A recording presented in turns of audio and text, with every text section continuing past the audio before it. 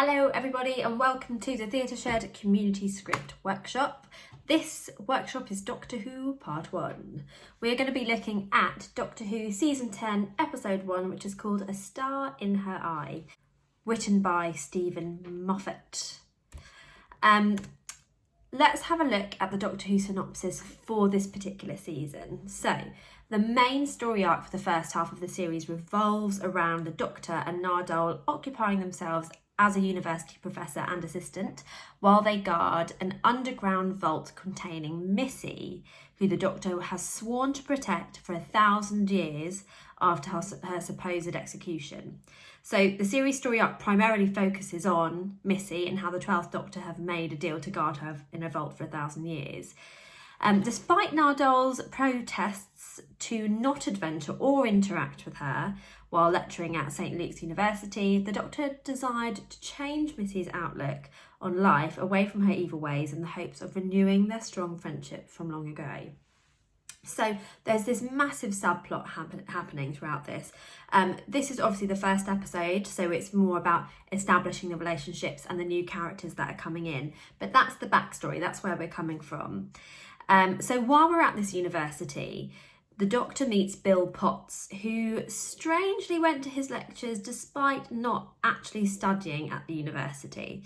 The Doctor personally offered to tutor her, and after helping her in an encounter with a mysterious creature, decides to take her on adventures in his TARDIS. So this scene is all about founding the relationship between the Doctor and Bill Potts. So let's learn a bit more about them. So the Doctor is stern and ruthless, but also kind and forgiving. The 12th Doctor was the first incarnation of the Doctor's second regeneration cycle, bestowed upon him by the Time Lords at Clara Oswald's urging at the end of the Siege of Trenzalore. So stern, ruthless, kind, forgiving. So quite opposing dynamics that he's got to his personality there. So we can really use those things to try and make maybe this mercurial personality. Mercurial kind of means two sides. Mood swings, that sort of thing. So Bill Potts works in the university canteen and becomes the final companion of the 12th Doctor. She shares a teacher-student relationship with the Doctor.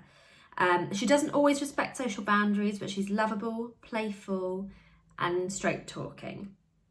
So an example of the social boundaries is we first meet Bill Potts because she's sort of let herself into the Doctor's office. So something bizarre kind of happening there. And we also learn that she kind of invites herself into these lectures when she's not even a student, when she works in the canteen. So she just kind of does what she wants, and maybe that's endearing to the Doctor.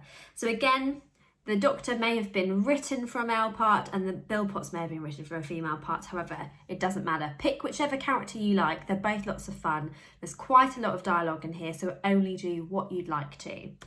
I've put a big picture here as well of the Doctor's office. So this is where we are. This is where we find ourselves. This is where this scene takes place. So it's quite dark, kind of oldie-worldy looking, a little bit spooky, the way the light shines through the windows there. So that's the sort of thing we can imagine when we're reading the script.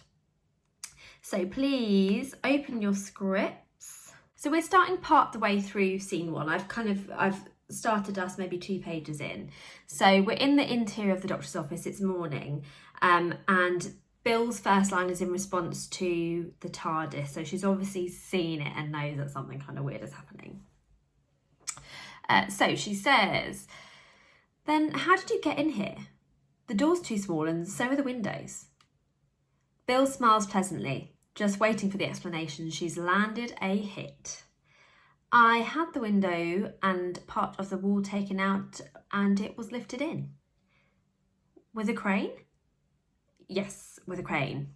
It's heavier than it looks." "Why do you come to my lectures?" Because I like them. Everybody likes them, they're amazing. Why me?" "Why you what?" "Well, there's plenty of people who go to your lectures who aren't supposed to. Why pick on me?" The Doctor, slightly blindsided by that question, he glances briefly at the photo of his granddaughter on the desk. "I noticed you." "Yeah, but why?" "Normally when people don't understand something, they frown. You smile." "Tell you what I don't understand. You've been lecturing here for a long time. 50 years, some people say. Nabila in the office says over 70. And you're thinking I don't look old enough. No, I'm wondering what you're supposed to be lecturing on.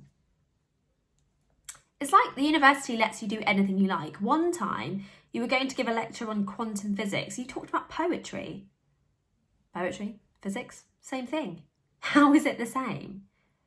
Because of the rhymes. What are you doing at this university? I always wanted to come here. Just to serve chips. A flicker on Bill's face. Doesn't like that. He's hit a nerve. So anyway, am I nearly done? Do you want to be? See ya. She gets up, but barely has she risen. If you ever get less than a first, it's over. You what? A first. Every time. Or I stop immediately. Stop what? Being your personal tutor. She stares at him. Stares and stares. I'm not a student. I'm not part of the university. I never even applied. We can sort that out later. You kind of have to sort that out earlier. Leave it with me. I'm assuming it's a yes. Bill's still reeling, still lost. Doesn't like being exposed like this. She wants to get back in control of the conversation. They'll let you take apart a 200-year-old wall just so you could get a box in here. Yes? Yes. I'll see you at 6 o'clock every weekday. I don't care who's dying. Never be late. He nods his head at the door, meeting over. A little dazedly, she stands, hesitates towards the door, hesitates back. People just call you the doctor. What do I call you? The doctor. But doctor's not a name. I can't call you doctor. On the doctor, the big old question he's been asked for centuries untold. Doctor what? And cut. So a very humorous scene here, particularly that last line. You know what you're expecting her to say and she doesn't say it, and I think that's hilarious. Okay, so let's just venture back to our slide about those character traits. So, okay, the doctor, stern, ruthless, kind, forgiving. So we get a sense of that. There's obviously something about Bill that he's drawn to and wants to invest more time in. But he's very stern, you know, don't be late, don't care if anyone's dying, you've got to be here on time.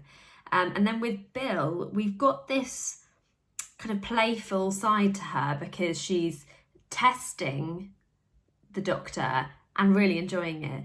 But at the same time, even in the stage descriptions there, we learn that she really doesn't like being challenged. Something hit a nerve with her with the fact that she works in the canteen. She probably really loves her job and what it stands for, and maybe just hasn't been given the opportunity to, you know, prove herself.